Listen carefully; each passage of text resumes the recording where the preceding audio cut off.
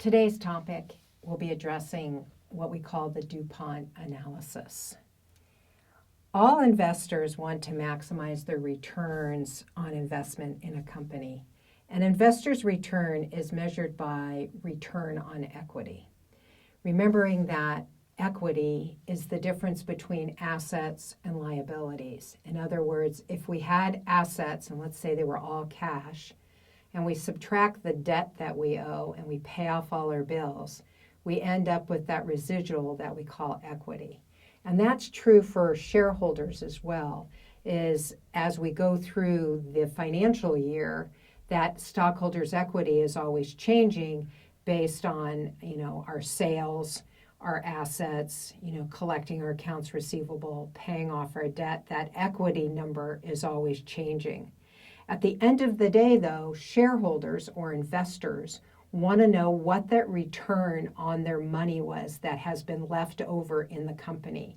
If you're not going to pay them out profits and you're continuing to use their equity to finance projects or use that money, then they want some sort of a return on it, and they want to know what that return was. And so the Dupont Analysis provides insight on how a company's return on equity has been generated by decomposing it into three components. And the first component is operating efficiency.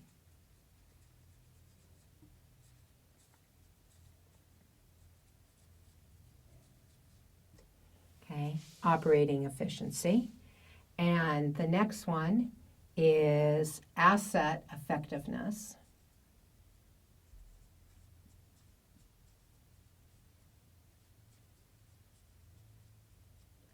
And the third one is capital structure.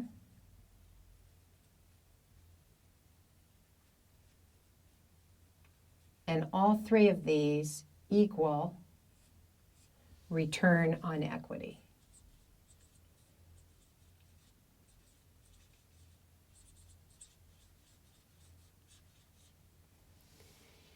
The first component is the operating efficiency, and that ratio is net income divided by sales.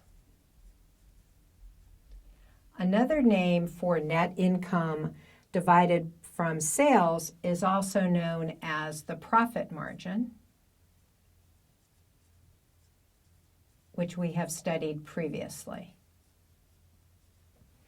So to remind ourselves that the profit margin is the component that reveals the company's ability to turn sales into profits, to turn sales turns into profit, or the company's ability to do this. The higher the ratio,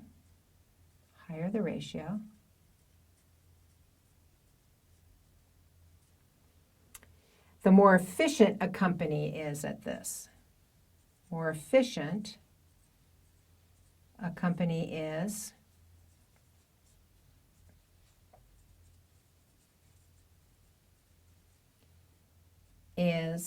at turning sales into profit. Okay. So that's one component of the total return on equity to investors. So they can take a look at this and they can say that the company is very efficient in this operating portion, but maybe it's not as effective in the assets or the capital structure. This Dupont analysis allows a company to break down the return on equity into efficiencies and see which one is good and which one is bad, which we'll show you here, or needs work, which we'll show you here as we move through the Dupont analysis explanation. The second component is the effectiveness of a company using its assets. And the way we do that is sales divided by assets,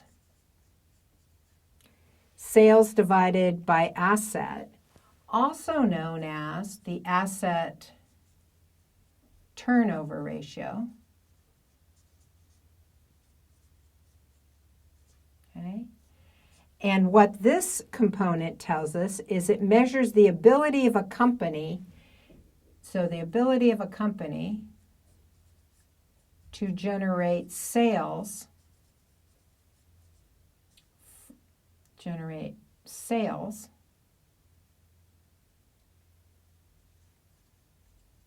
from its assets.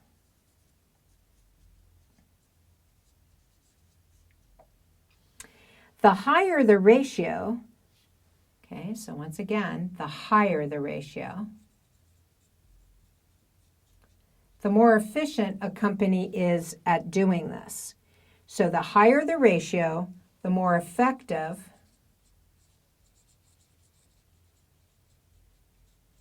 a company is at generating sales.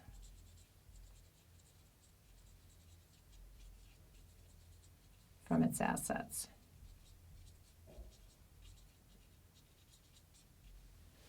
The third component is the capital structure. And for this particular analysis, we're going to use assets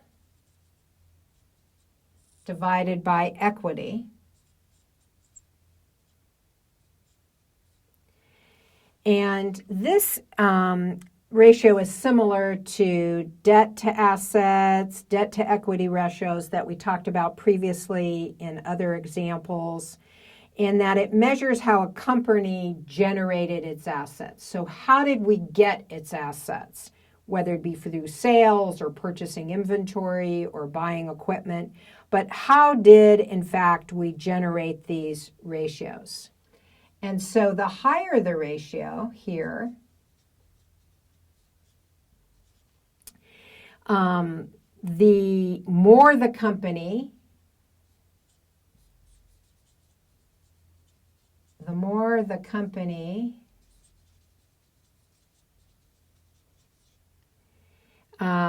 is financing its assets using debt instead of equity. So therefore, a company is more leveraged and therefore more riskier form of capital structure.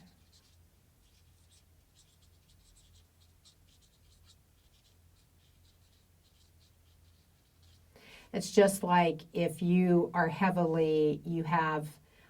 buying a lot of assets using debt, that's a lot more riskier than if you're paying cash for an item, and that's kind of what that's alluding to. And so what we're going to do now is we're going to go ahead and take a look at Best Buy example, and I'm going to walk through that example that's on page 321, in a little bit more depth.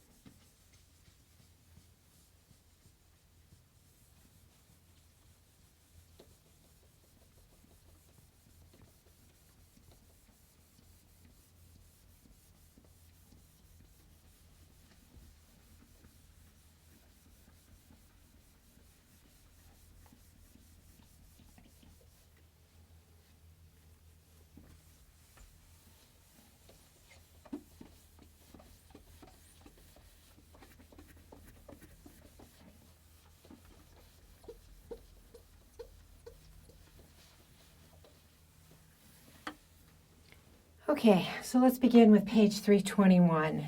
So on page 321, it shows us that Best Buy did its most recent Dupont analysis. And of course, recent, we're talking about 2010. Also shown are the results of the same analysis from the prior year.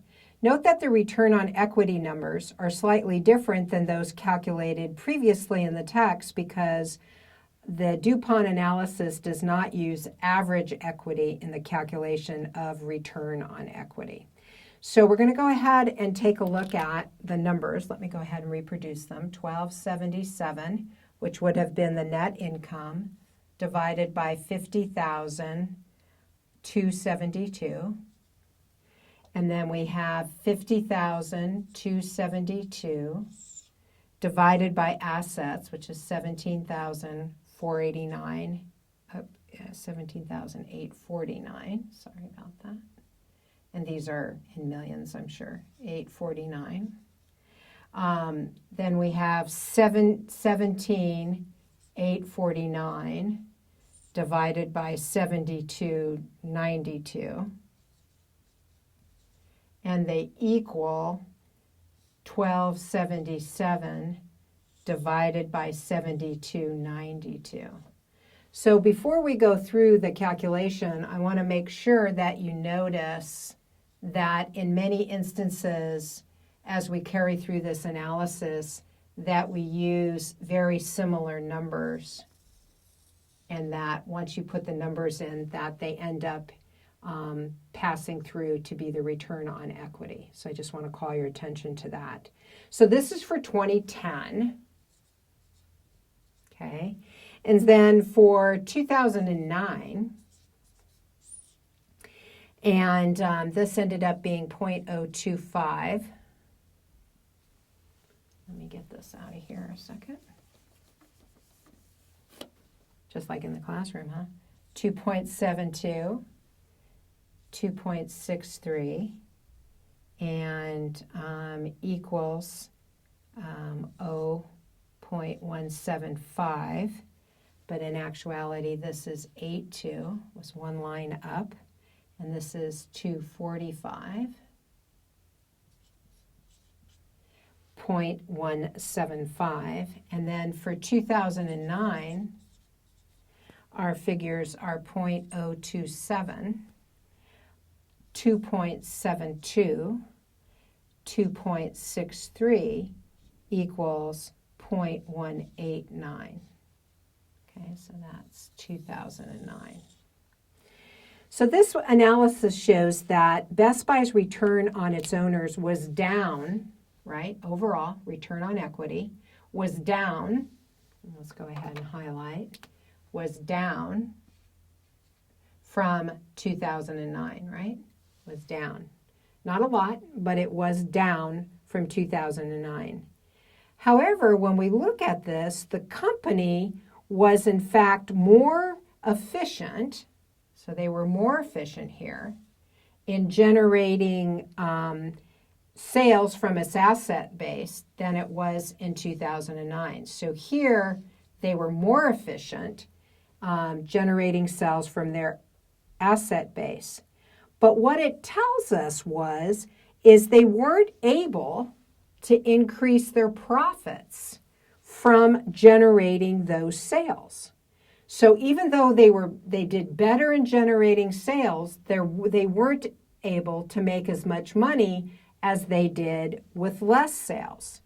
So this is translated into somewhat stagnant profits, right? Because they're not really that far off, so therefore they're sort of stagnant.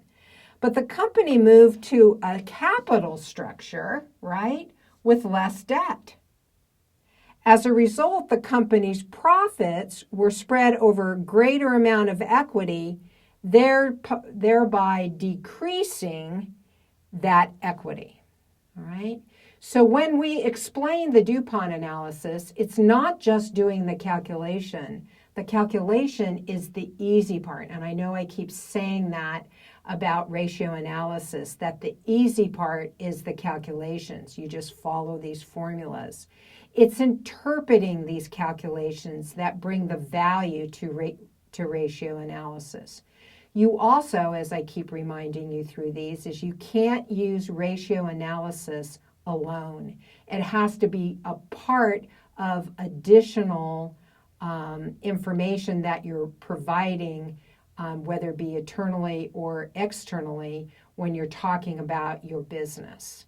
It's not, you can't just use them all by themselves. They have to be incorporated into context, into other types of information. So what this meant is that because they paid off debt effectively and they made less profit, they returned less on the sales that they made to their shareholders. The cool thing, and one of the main benefits about Dupont Analysis, is the ability to ask what-if questions. What-if questions. So, for example, what if Best Buy was able to squeeze out another 2 cents of profit on each dollar of its sales? How would that affect the return to the owners?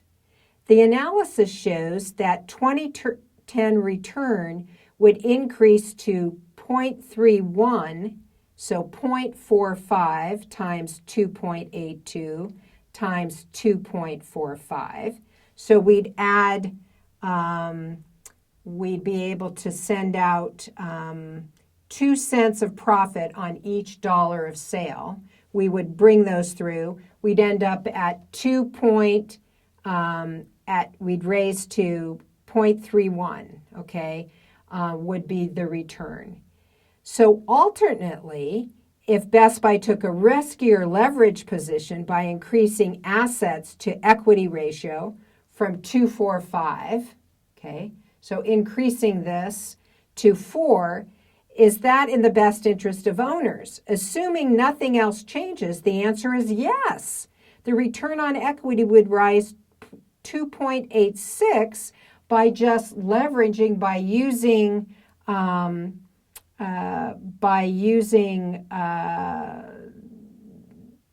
more leverage, by increasing assets to the equity position. So increasing this would make this higher for the investors. And so you're able to do these what-if scenarios by saying, hey, if we raise this by 2 cents per dollar, okay, or we raise our assets to equity, we can make more money, and then this gives us a better return. So then how do we go do this? So what if you do the what if scenario, then you can go and say, okay, how can we accomplish this? So another thing to look at is, what if the market for electronics took a significant downturn and Best Buy was only able to generate sales 1.5 times assets on hand? Would that significantly affect the return on investors? And absolutely it would. The return would fall to 0.093, and that would be a significant change. So by using the Dupont analysis, you can decide how you're going to get better operating efficiencies. Okay, in other words, how can I increase my profits? Increase profits. How? Raising prices, running sales, more volume, assorted other things, okay, operationally as well, cheaper costs to get the material in, better volume deals, etc. You can also, you can answer that question, how to do that. You can also answer how